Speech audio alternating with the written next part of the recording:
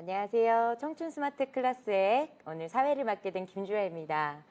여러분 안녕하세요. 반갑습니다. 오늘은 특별히요. 정말 인터넷에 요새 너무 핫한 어제 기준으로 제가 봤더니 105만 구독자를 보유하고 있는 정말 만나기 쉽지 않은 신사임당님을 특별히 모셨습니다. 와. 영광입니다.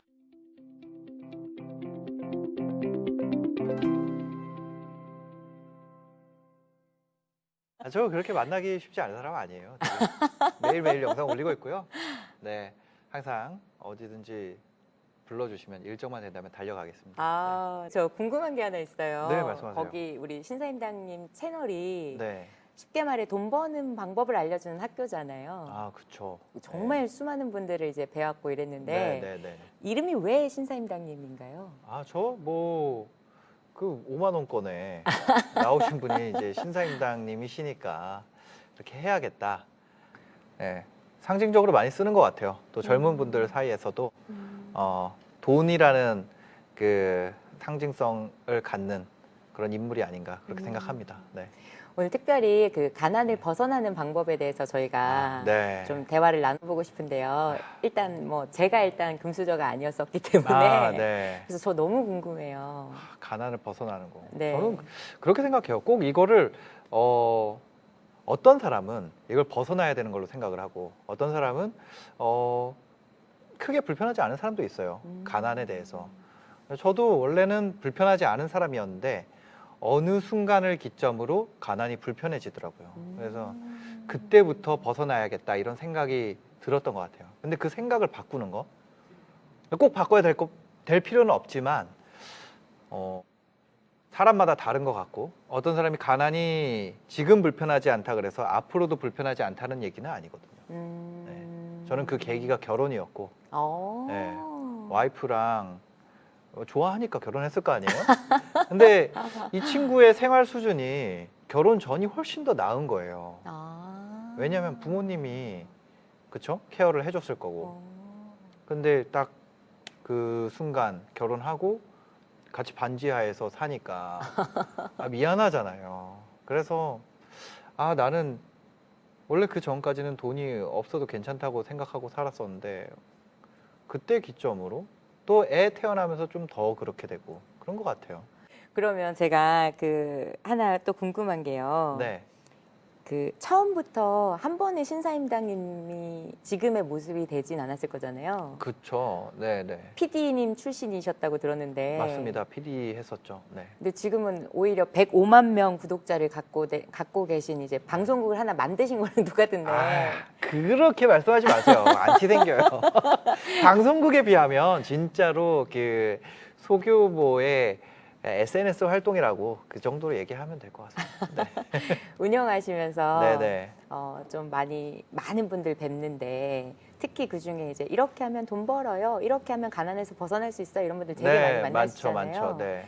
그때 많이 깨달으신 것들 좀 공유 같이 해주시면 너무 좋을 것 같아요. 저는 제일 느꼈던 게 사람마다 중요한 가치가 다르다는 거를 굉장히 많이 느끼고 있어요. 네, 만나는 사람이 늘어나고 또 저 같은 경우는 이메일로 출연 신청을 받잖아요. 거기에 이제 쭉 여러 가지 사연들이 써 있는데 그걸 보면서 어떤 사람은 돈이 반드시 필요한 건 아니구나. 돈이 없어도 괜찮은 사람도 있구나. 이런 거를 많이 요즘에 알게 됐어요. 네. 어떤 분들이? 그러니까 제가 만약에 이제 경제방송 PD인데 제가 돈을 너무 좋아한다면 만약 방송국에 있으면서 그렇다면 사고가 날 수 있겠죠. 네. 아니면 판사님이 계신데 만약에 어떤 법관님이 돈에 따라서 아이고. 판결을 내린다면 아이고. 그러면 안 되겠죠. 그래서 저는 분명히 돈에 대해서 집중해야 될 부분도 있고 그렇지만 여튼 아까 처음에 얘기했던 거랑 좀 맥락이 닿는 부분이 있는데 가난을 벗어나는 건 내가 선택을 해야 된다. 내가 이거를 돈을 추구하는 방향으로 갈 건지 아니면 나는 원래 크게 불편하지 않은데 남 얘기 듣고 이렇게 살아야 되나 이렇게 할 필요는 없다는 거죠. 예. 그래서 그냥 돈을 벌려면 이제 정해지는 것 같아요. 해야 되는 것은 뭔가를 공급해야죠. 예. 우리가 수요와 공급 곡선 배우잖아요. 그리고 그 돈을 번다라는 거는 결국 뭔가를 공급한다는 거거든요. 서비스가 됐건 뭐 재화가 됐건, 그러니까 물건이든 뭐 내가 뭐가 됐건 그 사람이 만족해야 돈을 받을 수 있는 거죠. 만족하지 않은 사람한테 돈을 뺏는 거는 그거는 강도죠. 네. 완력으로 뺏는 게 아니라 그 사람에게 돈을 받으려면 그에 합당한 걸 뭔가를 줘야 된다. 그 줄 것이 나에게 지금 있느냐, 이걸 살펴봐야 된다. 이런 생각을 하게 되더라고요. 네. 줄 것이 있어야 한다. 네. 너무 좋은 말씀이네요. 줄 게 없으면 그냥 달라고 하는 수밖에 없잖아요. 예, 줄 게 지금 내가 없어. 그러면 그 줄 것을 어떻게 만들 것인지. 어떤 사람들은 지식을 팔기도 하고, 어떤 사람은 경험을 팔기도 하고, 어떤 사람은 목소리를 팔기도 하고, 어떤 사람은 물건을 만들어서 팔기도 하고, 아이디어를 팔기도 하잖아요. 근데 그런 모든 것들은 결국 그 사람이 그 부분에 대해서 충만하게 가지고 있기 때문에 줄 수 있는 것이 아닌가. 그래서 그것 간에 교환이 일어나서 내가 돈을 버는 게 아닌가, 이렇게 생각이 되더라고요. 그런데 줄 수 있는 게 아무것도 없는데 돈을 벌려고 하면 할 수가 없겠죠. 네. 저도 최근에 이런 얘기를 한번 들었었는데, 네. 먼저 특히 세일즈 하는 분들, 자꾸 이제 내가 저분한테 뭔가를 받아야 된다, 네. 계약을 받아야 된다, 이렇게만 생각하는데, 네네. 그거에 집중하기 때문에 다 도망간대요. 네네. 내가 먼저 줄 거를 그죠. 만들어야 된다. 네. 그 서비스가 됐든 뭐가 됐든. 그런 것 같아요. 네. 말씀하신 것 같은 것 같아요. 그런 것 같아요. 그렇죠. 당연하죠. 원래 이 재화 서비스의 이동과 돈의 이동은 서로 반대니까. 네. 그러니까 그게 맞는 것 같습니다. 그럼 약간 소비자가 될 거냐, 아니면 내가 거꾸로 그걸 그쵸. 제공해주는 제공자가 될 거냐, 네네. 이런 거인가요? 그러니까 소비자는 돈을 쓰는 사람이 소비자잖아요. 근데 돈을 벌고 싶은데 소비자를 하는 게 말이 안 되잖아요. 근데 우리가 많은 정보나 뭔가 그러니까 돈을 쓰는 데에 집중을 한단 말이에요. 돈을 쓰는 데에 집중을 하면서 돈을 벌고 싶다라는 게 뭔가 말이 안 맞는 거죠. 네. 돈을 쓰면서 돈을 벌고 싶다. 돈을 쓰는 데에 집중을 하는데, 그러니까 나는 항상 돈을 쓰는 데에 포커스가 맞춰져 있어. 어허. 근데 돈을 벌려고 하는 목표는 돈이 많았으면 좋겠다라는 게 서로가 뭐가 말이 지금도 안 이어지잖아요. 예. 그런 것처럼 돈을 벌고 싶으면은 돈을 버는 것, 돈을 번다는 건 뭐냐? 뭔가를 제공한다는 거. 그럼 제공할 게 나는 지금 없는데, 그럼 그걸 만드는 것. 나는 시간이 지금 일하느라고 없는데, 그러면 잠을 줄이던지, 뭐 밥을 빨리 먹던지, 그건 자기가 알아서 해야 되는 거고, 시간은 24시간으로 모든 사람에게 공평하게 주어진 건데, 그분이 시간 없는 거를 누군가 해결해 줄 수는 없어요. 그럼 빌 게이츠도 24시간이고 저도 24시간인데요. 네. 그거는 누가 어떻게 해줄 수 있는 부분이 아닙니다. 네. 그럼 제가 궁금한 게 있어요. 사람들이 뭔가를 요새 네. 창업하려고 하는 생각 되게 많이 하잖아요. 많이 하시죠. 많이 하시죠. 근데 창업하려고 할 때, 네. 이건 진짜 중요한 것 같아. 창업할 때. 네. 네. 누군가의 어떤 확실한 한마디, 그런 것도 되게 중요하죠. 창업할 때. 네. 뭐 창업뿐만이 아니라 다양한 분야에서 그런 게 중요한 것 같아요. 뭘 처음에 하려고 그러면 너무 무섭고 그래서 시작을 못 하게 되죠. 근데 그게 당연한 것 같아요. 우리가 귀신의 집에 처음에 들어간다고 해볼게요. 저 어렸을 때 강릉에는 단오장이 쓰거든요. 근데 단오장에서 항상 제일 재밌게 갔던 데가 귀신의 집이에요. 근데 어릴 때 처음 갔을 때는 진짜 무서웠는데 매년 가니까 그게 공포감이 안 들더라고요. 그리고 거기서 알바하는 게 내가 아는 형들이라는 사실을 알게 되는 순간 그게 다 사라지는 거예요. 그런 거죠. 우리가 귀신의 집에 처음 들어갔을 때는 깜깜하고 한 발 한 발 내디딜 때 앞에 뭐가 있는지 알 수 없기 때문에 무섭지만, 그 경험이 쌓일수록 결국 여기 끝에 출구가 저기 있다라는 걸 다 알고 있단 말이에요. 그런 것처럼. 비유가 너무 좋으시다. 그래요? 과찬이세요. 귀신의 집 확 왔어요, 지금. 갑자기 귀신의 집이 생각이 나가지고. 근데 그 귀신의 집에 들어가는 거랑 똑같은 것 같아요. 뭔가 내가 처음 창업을 한다라는 건 창업이라는 귀신의 집에 처음 들어가는 거죠. 거기 끝에는 우리가 돈을 번다는 목표가 있고 결국엔 거기까지 갈 건데 중간에 튀어나오는 귀신들이 처음엔 무섭죠. 근데 처음에 들어갔을 때는 목표가 언제 나오는, 그 출구가 언제 나오는지 모르니까 굉장히 좀 어렵지만 한 번만 돌고 나면 그 다음에는 좀 더 쉽죠, 아무래도. 네. 사실 PD님이셨잖아요. 네네네. 저는 일단 PD님에 대한 이런 어떤 굉장히 동경 같은 게 있어서 거기를 네. 내려놓고 나오시기가 사실 쉽지 않았을 거고 아, 아까 말씀하신 것처럼 네. 이거 귀신의 집 아니야? 뭐 이러면서 예. 불안함이 좀 있었을 것 같은데 그때 많았죠. 예. 어떤 식으로 극복하셨어요? 그때는 저는 회사를 다니면서 그 다른 사업을 시작을 했어요. 예, 근데 이제 그게 급여를 넘어서면서 좀 상대적으로 안전하게 나왔죠. 네. 네. 사실 돈이 아무리 많아도 저도 사실 집이 못 살았었기 때문에 어떤 그런 동경 같은 게 있었던 것 같아요. 저 횟집 출신이잖아요. 네. 저 제주도 횟집 출신입니다. 네. 그 골프채를 들고 와서 상품 시상으로 자기들끼리 막 몇백만 원을 주고 막 이런 것도 제가 본 거예요. 제주도에서요? 네, 그러니까 네네네. 타지분이 오신 거죠. 아, 타지분들이 와서 거기서 이제 상에서 예. 오늘의 1등 뭐 이러면서 예. 제가 그런 걸 보면서 야 나는 이거를 얼마 동안 일을 해야 벌 수 있는 돈인데 저분들은 어떻게 저렇게 하룻밤에 세상에. 아무렇지 않게 저러고 있을까 네. 그런 생각이 이제 제가 들어서 너무 궁금했던 것 같아요. 뭐가 다를까. 네네. 그랬는데 제가 그러면서 많이 쫓아다녔던 것 같아요. 어떻게 하면 이렇게 자수성가할 수 있나요? 그런 네. 분들 찾아다녔었는데 네. 물론 그것도 정말 중요하지만 가와만사성이 제일 일단 행복 그게 1순위 중에 하나인 것 같아서 제일 세상을 다 가지신 분인 것 같아요. 저는 저의 궁극적인 목표는 그런 거예요. 저는 가족들이랑 잘 지내는 게 저의 꿈입니다. 이렇게 나중에 호야가 커서도 아빠를 계속 좋아하고 지금처럼 또 와이프도 계속 제가 늙어서도 저를 좋아하고 이게 제 꿈이지. 저 뭐 다른 뭐 거창한 그런 건 없어요. 사람들이 부동산이 약간 한 방이 된다는 어떤 생각이 있잖아요. 한 방이요? 예. 사람들 인생에서 난 한 방을 좀 노리고 싶어 이런 생각들이 좀 있는데 네, 있죠. 그거랑 별개로 그럼 저축에 대한 어떤 키워드는 어떻게 생각하세요? 저축이요. 그게 한 방을 노리는 분들은 네. 작은 돈을 쉽게 본단 말이에요. 저는 저축을 한다는 거는 그건 것 같아요. 내가 준비 기간. 예를 들어서 저도 저축을 해요.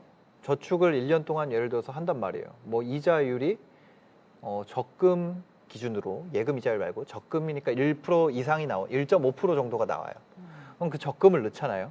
그럼 적금을 넣으면은 그런 얘기를 너 적금 왜 넣냐? 그거 해서 1.5% 나오는데. 근데 이런 거죠. 내가 12개월 동안 한 달에 한 번씩 넣는 거예요. 근데 12개월 동안 아직도 1.5% 이상의 투자 기회를 내가 못 배웠어. 아니면 못 발견했어. 그러면 그때 이 1.5%에 1.5%라고 써 있는데 실제로 세금 떼고 그다음에 나중에 달에 들어간 거는 이자가 연간 이자가 다 붙는 게 아니기 때문에 훨씬 딱 받아보면은 뭐 0.7% 이렇게밖에 안 돼요. 그럼 그 푼돈 받으면서 이렇게 생각하는 거죠. 아, 내가 1년 동안 공부를 너무 안 했구나. 공부를 안 한 대가는 0.7%의 이자구나. 내가 이거를 저축을 하는 동안에 이 돈에 맞는 투자처를 내가 왜 발견을 못했을까? 그 기간인 거죠. 돈을 놀리느니 넣어놓는 거지. 그리고 이게 좋은 게 뭐냐면 지금은 이자가 너무 낮기 때문에 투자처를 어느 순간에 아, 이거는 이렇게 하면은 각이 나오는데 이거를 느끼는 순간 그냥 깨도 돼요. 이제는. 그 어차피 만기까지 가져가봤자 이자도 없는 거. 근데 만기까지 가져가려고 저축을 하는 게 아니라 만기 안에 깨려고 저축을 하는 거죠. 이야, 이거 되게 새로운 또 근데 지금은 그렇게 이용하는 수밖에 없어요. 저는 그래서 저축을 해요. 이거를 모으다가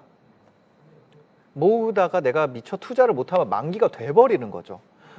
만기가 됐어. 이때까지 내가 내가 했냐고. 뭘 했냐고. 아하. 지금까지. 아하. 이걸 깼어야 되는데 왜 못 깼을까? 아. 그 투자처를 발견을 못했고 그만큼 공부를 하지 않은 거고 이야. 내가 그만큼 기회를 찾으려고 움직이지 않은 거구나. 그거의 대가가 이 0.7%의 이자구나. 그런 생각을 하는 거죠. 그래서 저는 저축이라는 거의 관점을 결국은 저축 이꼴 투자가 돼야 된다고 생각해요. 그래서 사실상 그 은행에 들어간 돈은 결국 누군가의 투자 자금으로 쓰이게 돼요. 그렇죠? 내가 발견하지 못한 투자 기회가 누군가는 투자 기회로 이 내가 넣은 돈을 당연히 뭐 승수 효과가 있어서 그 돈 자체가 나가는 건 아니지만 어떤 누군가는 이것을 가지고 투자의 기회로 해서 더 많은 수익률을 올린다는 거죠. 그게 은행이 지금 존속하고 있는 이유고 그 예대가 있기 때문에 은행에선 계속 이익률이 계속 나오는 거 아니에요. 성장이 정체됐지만. 그러니까 현상적으로 봤을 때 우리가 저축한다는 행위는 투자를 준비한다는 것과 다를 바가 없고 좀 더 극단적으로 얘기하면 저축 자체가 투자다. 이렇게 얘기를 하고 싶은 거죠. 네. 너무 주옥 같다. 저축이 투자의 또 다른 네, 개념으로 볼 수 있다는 것 네, 자체가 네. 확실히 개념이 다르시네요. 아니요, 뭐 그런 그럼 소비 같은 거는 어떻게 하세요? 소비요. 네, 제가 저번에 존리 대표님 촬영한 네, 것도 네, 제가 네. 봤는데 네. 자전거 타고 다니신다는 얘기를 또 이제 봤단 말이에요. 네, 존리 대표님은 그렇게 하신다고 네, 그러더라고요. 예. 그리고 커피도 안 드시고 네. 그럼 그런 거 했을 때 네. 그럼 우리가 부자가 되려면 이 영상을 보시는 분들이 보통 한 20, 30대가 좀 많을 거란 말이에요. 네. 뭐부터 해야 될지도 모르겠어 지금. 진짜 이거는 네. 꿀팁이 있어요. 완전 좋아요 이런 네, 거. 뭐냐면 우리가 존리 대표님은 거기에 가치를 두지 않는 거죠. 이 두 가지 측면에서 볼 수 있는데 첫 번째는 어떤 것에 내가 우선순위를 두느냐 이런 거예요. 사람마다 우선순위 두는 게 너무 다르더라고요. 여러 명의 사람을 만나 보니까 뭐 누군가는 뭐 건강에 더 우선순위를 두고 누군가는 뭐 외모에 더 우선순위를 둘 수 있고 누군가는 뭐 교육에 더 우선순위를 둘 수도 있는 거죠. 근데 그 사람의 우선순위 자체를 바꾼다라는 거는 정말 폭력적인 일인 것 같아요. 내가 딱 와가지고 너 내일부터 이거 하지 마. 아니면은 뭐 이건 해. 이런 거는 정말 어려운 것 같고 그런 말을 제가 영상 유튜브 처음 할 때는 그런 말들을 했던 것 같아요. 그런 게 어떤 분들에게 상처가 됐고 그래서 또 뭐 악플도 많이 달렸던 것 같고 근데 저는 생각을 좀 바꾸게 됐어요. 사람마다 중요하게 생각하는 가치가 다 다르구나. 그래서 여러분들이 만약에 절약을 하고 싶다면 생각하는 가치를 우리가 쓸 수 있는 것들 있잖아요. 생각을 해낼 수 있는 여러 가지 가치들이 있잖아요. 그거를 그냥 쫙 다 써보는 거예요. 그 다음에 10점 척도로 각 가치별로 내가 그냥 딱 듣고 점수를 써요. 그 다음에 그거를 나래비를 세우는 거죠. 순서대로. 내림차순 정렬을 하는 거죠. 그 다음에 점수가 낮은 것부터 여기에 들어가는 돈을 줄이는 거예요. 네. 그 옆에 이 가치를 추구하기 위해서 내가 쓴 돈을 써볼 수 있잖아요. 근데 내가 앞에 들어간 점수랑 이 돈을 곱하면 실질적으로 내가 생각하는 가치가 나올 거 아니에요. 가치를 순서대로 나누고 내가 점수를 써본다. 이거를 진짜 한번 딱 하면 내가 돈을 쓸 건지 안 쓸 건지 판단이 한 번에 되거든요. 네.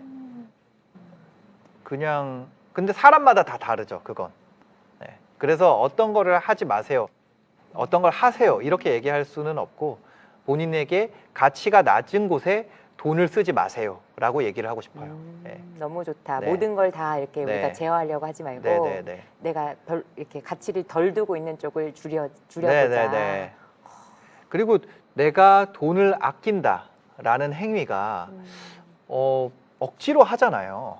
근데 이게 억지로 하는 게 아니게 되는 방법이 있어요. 저는 존리 대표님이 왜 절약하는지 알 것 같아요. 예를 들어서 그런 거죠. 우리가 딱 자고 일어났는데 뭐 IMF대로 돌아갔어요.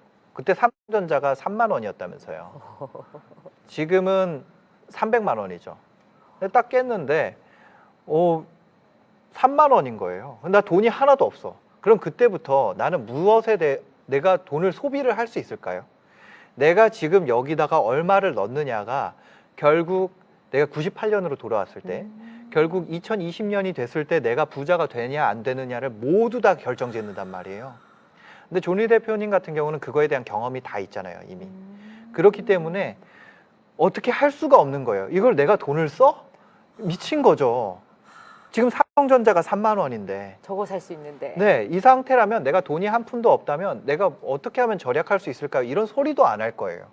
뭐 편의점 알바든 공사에 가서 뭐 육체 노동을 하든 뭘 해서라도 내가 여기에 넣을 수 있는 모든 돈, 그 다음에 그때 친척들이 있으면 친척들 전화해가지고 내가 사실 뭐 이걸 알게 됐는데 여기다 넣어야 된다.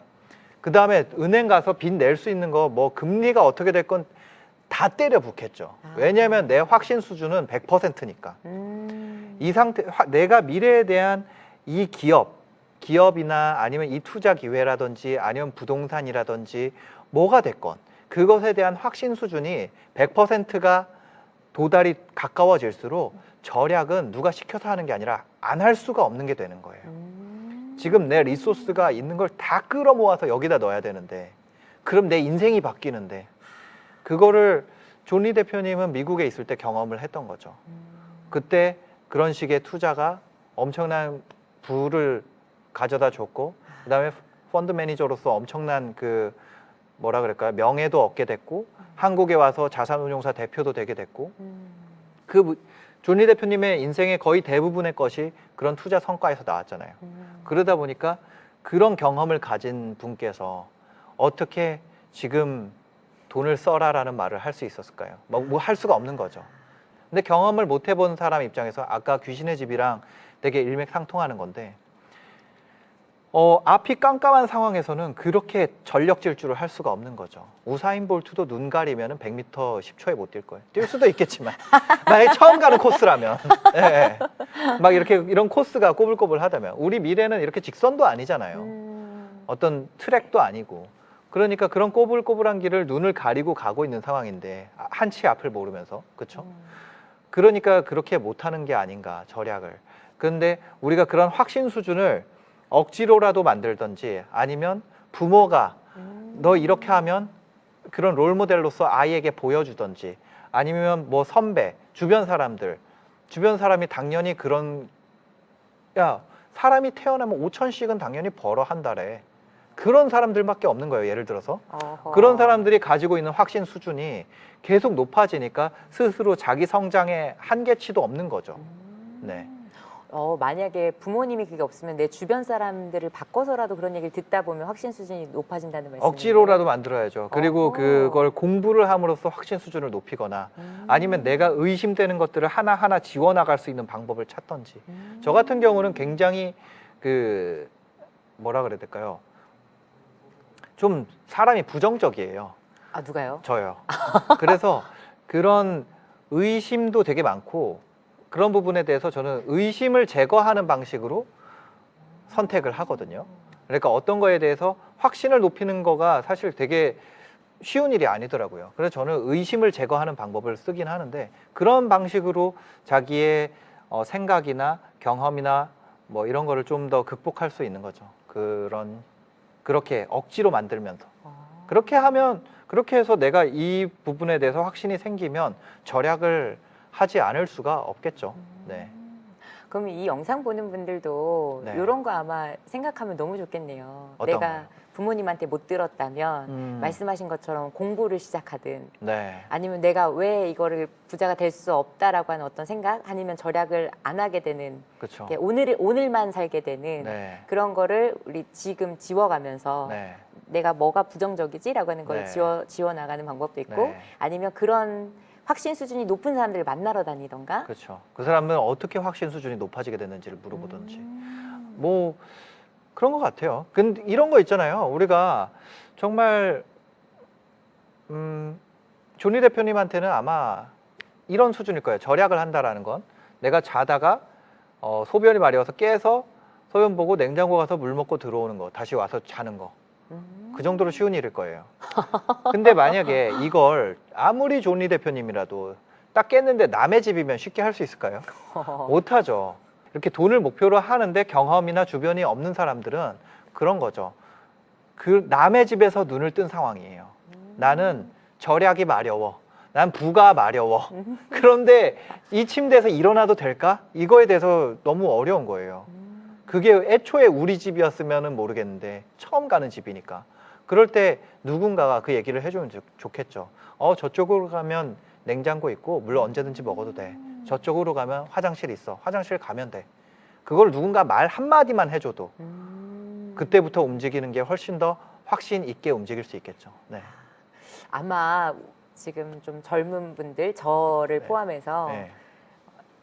저희가 예전부터 그런 게 있었잖아요. 이거 해도 될까? 이런 거를 자꾸 누군가한테 허락을 받고 싶어 그쵸, 하는 그쵸. 어떤 심리들. 네. 창업하는 사람들한테는 그거가 어떻다고 생각하세요? 저는 허락을 받을 필요가 없는 것 같아요. 왜냐면 허락을 한다라는 건 누군가의 행동을 허락을 해준다라는 건 그 사람을 책임진다는 거랑 같은 말이에요. 네. 애가 아빠한테 물어보잖아요. 아빠 나 이거 먹어도 돼? 왜냐하면 아빠가 모든 걸 책임져 주기 때문이에요. 그렇죠? 근데 우리는 책임져 주지 않는 사람한테 허락을 구하죠. 너무 좋은 네. 말씀이다. 목표 설정이 중요할까요? 우리가 뭔가 가난을 벗어나는 데 있어서 아까 얘기 들으면서도 제가 어떤 생각을 했냐면 아, 내가 절약을 해야 되는 목표가 분명해지니까 네. 뭐 삼성전자의 주식을 산다처럼 네. 이렇게 분명해지니까 그쵸. 이 사람이 움직이게 되잖아요. 그죠, 그죠. 그런 어떤 목표가 음. 어떻게들 이렇게 영상을 보는 분들이 좀 세워보면 좋을까?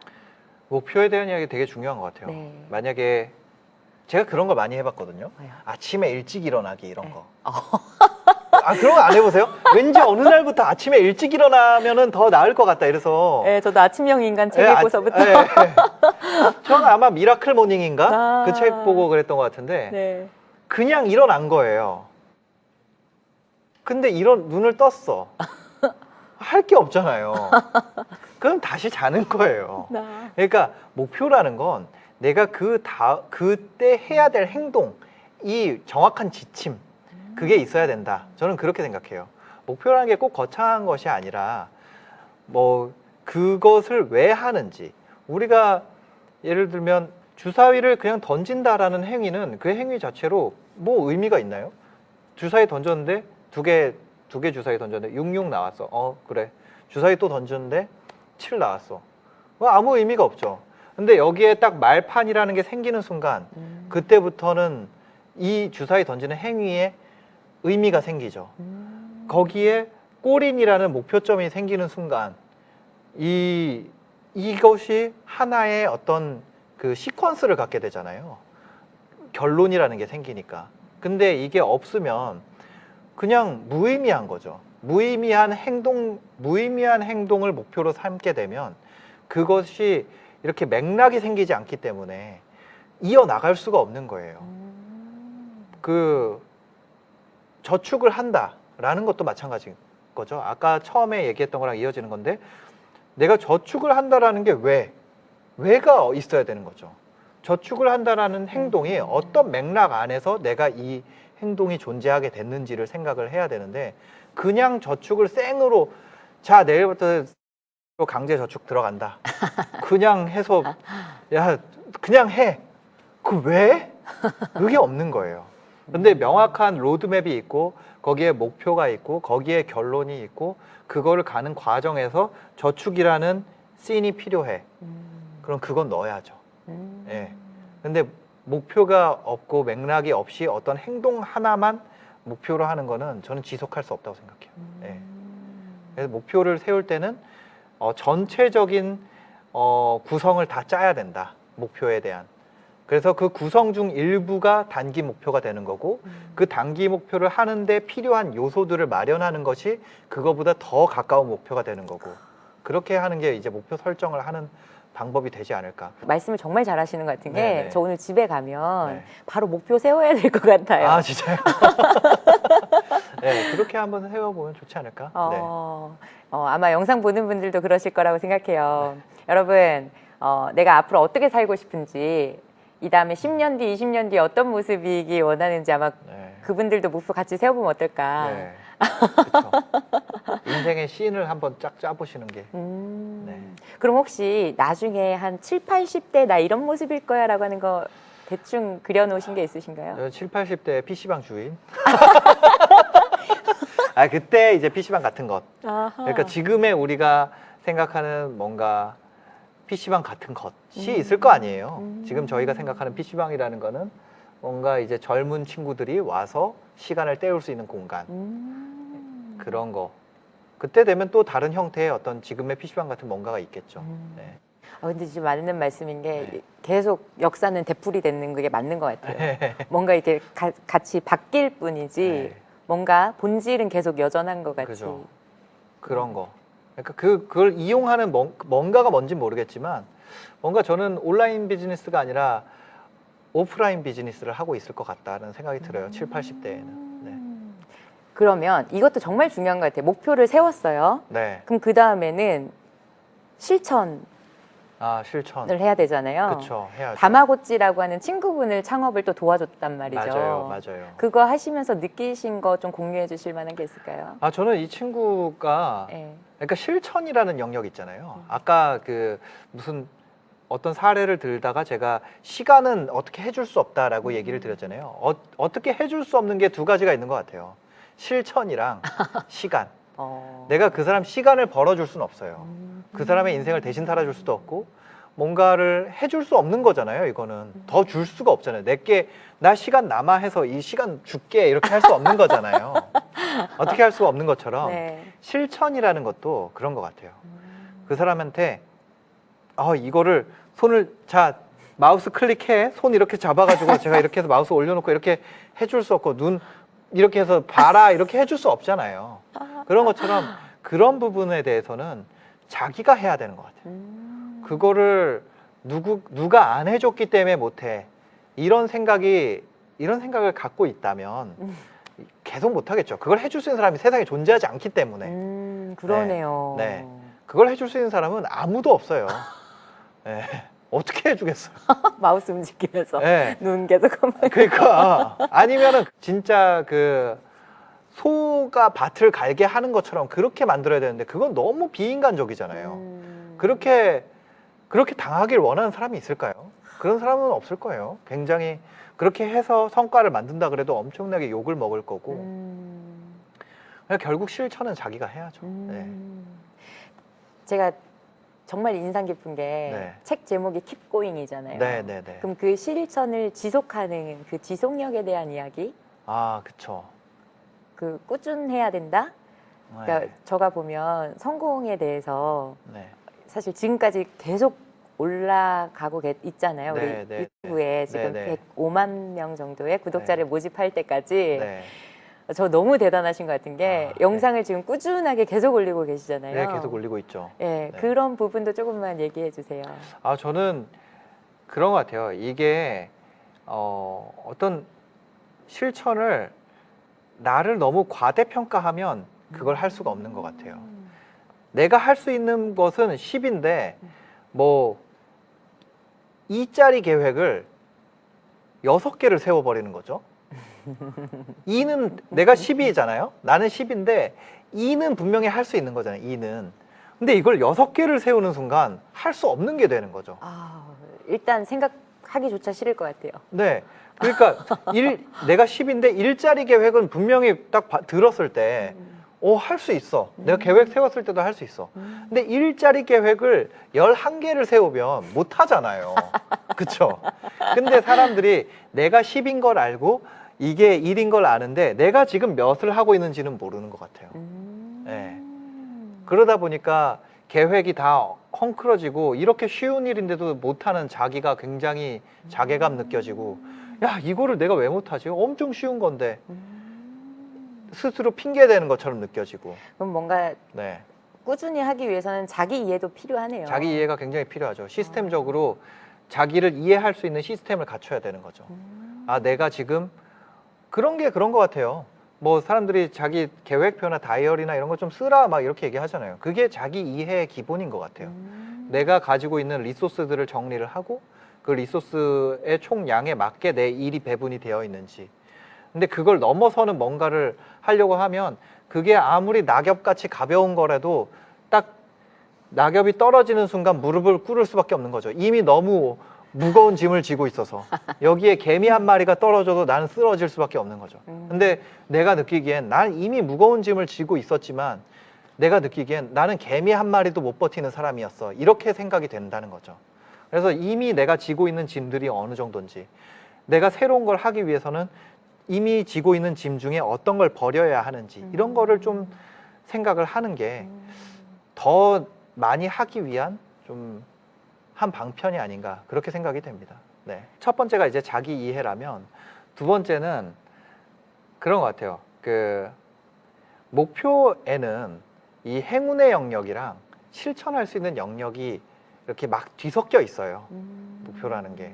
예를 들어서 저 같은 경우는 유튜브를 하고 있잖아요. 그 유튜브에 영상을 업로드한다라는 목표는 무조건 달성할 수밖에 없는 목표죠. 내가 하는 이상. 그런 거는 기본적으로 할 수 있는 거예요. 내가 하려고 하면. 그런데 예를 들어서 보통 우리가 목표를 세울 때는 이렇게 하죠. 10만 뷰의 조회수가 나오는 영상을 만든다. 근데 10만 뷰의라는 건 굉장히 운이 작용하는 영역이에요. 그걸 제가 증거로 보여드릴 수 있으면 더 좋겠지만 제 영상을 보면 아시겠죠? 저는 50만 뷰짜리 영상도 있고 40만 뷰짜리 영상도 있고 10만 뷰짜리도 있고 3만 뷰짜리도 있어요. 근데 그 모든 영상에 제가 목표치를 다 깔끔하게 달성할 수는 없는 거죠. 쇼핑몰도 마찬가지예요. 제가 쇼핑몰을 운영하면서 하루에 20개 팔리는 제품을 등록한다. 이런 목표를 세운다면 정말 어려운 거예요. 하루에 20개 팔리는 네. 제품. 그거를 숫자를 딱 정해버리는 순간 굉장히 어려워지더라고요. 상품을 등록한다라는 건 내가 지금 할 수 있는 거지만 이거 20개의라는 건 계속 이 앞에 걸 디벨롭 하다가 이게 어느 순간 달성이 되는 거지 이 숫자를 명확하게 달성하기는 어려운 거죠. 그러니까 이걸 달성하기 위한 필요한 양들이 생기게 되는 것 같아요. 그래서 제가 쇼핑몰을 운영하면서도 총 400개의 제품을 등록을 했는데 그중에 뭐 상위 한 15%? 10%에서 15% 정도만 유의미한 매출을 발생시켜요. 그 상품들이 전부 다 월 얼마 이상의 제가 발생시키는 매출의 대부분을 가져간단 말이에요. 그럼 그것도 저희 직원이 한 거고 그 다른 400개도 300 몇 개도 저희 직원이 한 거예요. 그러면 그 직원한테 왜 이 위에 15% 상위 15%의 것을 못 하느냐라고 닥달할 수 있냐는 거예요. 또 등록을 해도 계속 그렇게 되더라고요. 이 앞에 거랑 아무리 카피해서 똑같이 만들어도 또 그 뛰어난 것들은 뛰어난 게 튀어나오게 되더라고요. 그 뛰어난 것이 새로 내가 제작한 무언가가 이 상위 15% 안에 들어가는 이 무언가가 될 수 있느냐라는 건 굉장히 행운의 영역이 작용하는 것 같아요. 그래서 목표를 그렇게 행운을 포함하는 목표를 세우게 되면 한 번의 시도에서는 반드시 실패를 경험할 수밖에 없죠. 왜냐면 저희 쇼핑몰 같은 경우는 15%라 그랬잖아요. 그럼 85% 확률로 실패해요. 그렇죠. 어떤 걸 시도했을 때. 당연히 이제 평균 값은 점점 올라갈 수 있겠지만 전체의 상대 평가로 봤을 때는 계속해서 실패가 존재할 수밖에 없는 거죠. 그런데 한 번에 목표를 세우고 그 목표를 내가 한 번에 트라이에 달성을 하지 못한 거를 스스로 되게 질 떨어지는 사람, 내가 더 열심히 하지 못해서 이런 걸로 자책하는 순간 그 다음 시도는 아예 시도조차 불가능해지는 거죠. 너무 네. 힘이 되네요. 아유, 감사합니다. 네. 왜냐면 다들 이렇게 생각할 것 같거든요. 네. 저분이니까 저렇게 됐겠지. 아니에요. 저는 그런 거 없어요. 네. 근데 나도 85%는 실패하기도 해라고 하는 이야기를 이렇게 네. 해주시니까 네, 네. 다른 분들도 되게 저를 포함해서 네. 뭔가 새로운 거 시도할 때 네. 85%는 얼마든지 우리도 실패할 수 있지 네. 라고 하는 걸 깔고 할 수 있기 때문에 네. 지속할 수 있을 것 같아요. 하는 것마다 잘하는 사람도 있어요. 아하. 근데 그 사람이 위대한 거지 아하. 그냥 보통 사람들이 못하는 건 아니에요. 제 채널도 보면은 그 100만 명, 105만이라 그랬잖아요. 네네. 그 100만 명 이상 채널을 보면 다 뛰어난 사람 투성이에요. 근데 저는 그런 거죠. 어떤 사람은 노래 극단값으로 잘하거나 어떤 사람은 외모가 극단값으로 예쁘거나 어떤 사람은 지적으로 극단값으로 뛰어나거나 뭐 여러 가지 이제 극단값들의 세상이에요. 거기는. 근데 거기에 제가 승부하는 건 그거죠. 저는 평범함의 극단값으로 승부한다 이렇게 생각을 해요. 그냥 왜 그러세요? 그럼 전 어떻게 살라고? 진짜예요. 저는 그런 사람 그러니까 제가 뭐 피지컬적으로든 멘탈적으로든 아주 뛰어난 부분이 없기 때문에 그냥 그런 사람이 선택할 수 있는 최적 전략을 계속 찾아가는 거. 이게 제 채널이 그나마 인기를 유지하고 하는 방법이 아닌가 그렇게 생각합니다. 네. 그럼 만약 저 네. 영상 보는 분들 중에서도 제2의 신사임당님이 되고 싶다. 제 2의 예, 뭐 꼭 경제 채널이 아니더라도 네네. 뭔가 나도 사람들에게 좋은 영향력을 주면서 본인도 뭔가 경제적으로도 좀 독립하고 이런 거를 꿈꾸고 있는 분들이 좀 있을 것 같은데. 네, 계시겠죠. 네, 그러면 그분들은 뭐부터 시작하면 좋을까요? 이런 거 좋은 것 같아요. 네. 지금 들어봤을 때 네. 내가 내 취향을 좋아하는 사람이 내 취향을 똑같이 좋아하는 사람이 얼마나 될까, 이걸 생각해 보는 게 좋은 것 같아요. 그렇게 하면 돈을 버는 거에 굉장히 가까워질 수 있다고 생각을 해요. 예를 들어 내가 빵을 좋아해요. 그래서 빵집을 차린다고 생각을 해볼게요. 그러면 내가 만든 빵의 향과 맛과 그 느낌을 좋아하는 사람들이 올 거 아니에요. 그쵸? 결국 그 장사를 한다라는 건 내 취향을 공유하는 사람이 얼마나 되느냐에 대한 증명이라고 생각을 하거든요. 그런 거죠. 뭐 배달 음식도 이 맛이 내 취향이니까 이걸 팔 거 아니에요. 내가 먹기엔 맛있으니까. 그렇지 않을까요? 내가 먹기에 이거 진짜 맛없는데 이거 팔겠어요? 그렇지 않잖아요. 그쵸. 네. 저도 들어봤을 때 듣기에 이 사람 이야기가 재미가 있다 하니까 올리는 거거든요. 그러니까 내 취향을 좋아하는 사람이 얼마나 되는지만 알 수 있으면 좀 리스크가 확 줄어들 것 같아요. 예를 들어 빵집이라고 하면 내 취향의 빵집을 소개를 계속 해보는 거예요. 근데 그걸 좋아하는 사람들은 인스타그램이라면은 팔로잉을 할 거고, 유튜브라면 구독을 할 거고, 페이스북이라면 친구 신청을 할 거고, 블로그라면 이웃 신청을 하겠죠. 싸이월드라면 일촌 신청을 할 거고. 여튼 뭐가 됐건 어떤 거든 그런 거를 내 취향을 사람들에게 나 이 취향이야 빵 알렸을 때 그때 얼만큼의 사람이 모이느냐, 그게 되게 중요한 것 같아요. 그게 어떤 매체든 어떤 채널이든 중요하지 않은 것 같아요. 근데 그 취향을 분명하게 공유하는 사람들이 존재하게 되는 순간 그걸 먼저 모으고 내가 큐레이션한 빵집 지도 아니면 빵 리스트 이런 걸 사랑하는 사람들이 예를 들어서 1000명이 모였어요. 그럼 그때 저는 제가 진짜 좋아하는 제 취향, 오리지널 취향의 빵집을 열어볼게요 라고 하게 되면 그 사람들이 이 빵집의 팬이 되겠죠. 그게 빵집이든 카페든 뭐 어떤 음악 레코드샵이든 뭐가 됐건 그 사람의 취향을 사랑하는 사람들이 모일 거고, 그런 점에서 저는 평범하다는 게 제 강점이 되는 것 같아요. 평범한 사람이라는 취향은 진짜 많은 사람들이 공감을 하기 때문에 그 평범함에 힘이 생기는 게 아닌가, 그렇게 생각이 되네요. 네. 정말 아까 그럼 이런 거네요. 네. 깃발을 일단 꽂아야 되네요. 내가 이런 사람이다. 그쵸. 난 이런 취향을 좋아하는 사람입니다. 네. 이런 걸 주겠습니다. 깃발 꽂아고 호루라기 불어야죠. 자, A 취향 지금부터 합니다. 계속 불어야죠. 자기 취향이 있다는 거, 나 혼자 내 속에서만 취향이 있다고 말을 하면, 말도 안 하고 나 이런 취향인데 이러고 있으면 누가 따라오겠어요. 나 이 취향이야 하고 소리를 사방에다 질러야지 사람들이 보이지. 그렇죠. 네.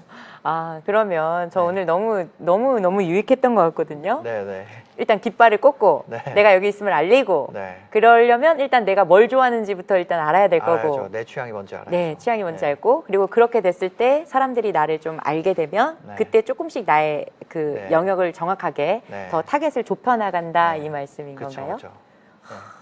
그렇게 하면은 좀 리스크 없이 뭔가 내가 원하는 걸 시작해 볼 수 있지 않을까 이런 생각이 듭니다. 저 뭔가 사업을 시작하고 싶어졌어요. 오늘 사실 모시기 쉽지 않다는 걸 사람들이 아니까 이미 그 강연남이랑 이런 쪽에서 사람들이 질문이 왔었어요. 그것 좀 제가 읽어드릴게요.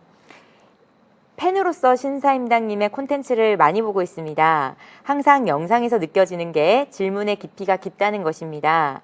굉장히 많은 인터뷰 컨텐츠를 진행하시는데 모든 출연자들에 대한 공부를 사전에 진행하시나요?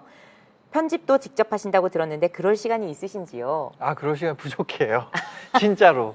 그냥 물리적인 시간이 부족해요. 그래서 알아보는 거는 보통 그렇게 막 깊이 있게 알아보지 못해요. 좀 오시는 분들한테 죄송스러운 얘기일 수 있지만 제가 그분에 대해서 그러다 보니까 저서가 있는 분이 좋죠. 책을 한 편이라도 쓰셨던 분이 제 입장에선 편해요. 왜냐면 이야기가 함축돼 있으니까. 근데 그게 없는 분들 같은 경우는 자료도 없고 그냥 이메일밖에 없는 경우에는 진짜 좀 어렵긴 하죠. 그런 경우에는 제가 어떤 걸 여쭤봐 드리면 좋을까요? 라고 오히려 더 물어보는 경우도 있어요. 그래서 그런 질문을 5개를 받아서 그 5개와 이 질문을 통해서 이분의 성향을 유추하고 그런 경우도 있죠. 네. 그렇게 하고 뭐 편집 이런 거는 다 직접 하고요. 두 번째 질문인데요. 네. 그동안 원했던 목표는 다 이루신 것 같아서 부럽습니다. 다음 목표로 이제 유튜브에서 벗어나기란 새로운 목표를 세우셨던데 네. 이유가 뭔가요? 유튜브는 이렇게 잘 될 줄 몰랐어요. 그러니까 저 같은 경우는 부자가 된다라는 거는 이런 거잖아요. 돈에 대한 자유도 있지만 시간으로부터의 자유도 있잖아요. 네, 저는 이 부분은 시간으로부터의 자유는 진짜 한치도 못 이뤘어요. 정말. 그래서 지금은 이 두 가지를 공존시키는 게 좀 삶의 목표가 됐고, 이거를 시간으로부터 자유를 달성을 하려면 유튜브로부터 어떻게든 벗어날 수 있는 그 방향을 찾아내야 된다. 그런 생각을 갖고 있습니다. 네. 그러면 언제쯤 이루실 것 같으세요? 까지 질문이 있었거든요. 죽기 전에 이루지 않을까요? 모르겠어요. PC방 하기 전에. 네, PC방 하기 전에. 그냥 하고 싶은 게 많아가지고 사람이. 그러니까 좀 시간이 비면 그냥 빈 대로 둬야 되는데 그걸 또 뭘로 채우더라고요, 제가. 그런 것 때문에 또 그렇기도 한 것 같고. 네. 그래서 아마 지금까지 오셨나 봐요. 그럴 수도 있죠. 네. 쉬지 않고 뭔가를 계속 찾으시면서 네. 공부하시면서. 네. 그럼 마지막 질문입니다. 네. 오늘 함께 하신 소감이 어떻게 되시나요? 오늘요? 저 스스로에 대해서 생각을 많이 해보는 시간이었던 것 같아요. 내가 이런 생각을 갖고 있구나. 이런 질문이 들어왔을 때, 나는 이렇게 생각하는구나. 이런 생각을 오히려 하면서 이야기할 수 있었던 것 같습니다. 네. 그래서 좋았어요. 저도 너무 네. 지금 뭐 말씀은 그렇게 하셨는데 진짜 주옥이 많았어요. 진짜요? 네. 그래서 앞으로는 주옥 신사임당님으로 부르는 걸로 하면서 오늘 그 방송은 여기까지 마치도록 하겠습니다. 네. 오늘 이상 청춘 스마트 클래스와 함께한 김주아 네, 신사임당이었습니다. 감사합니다.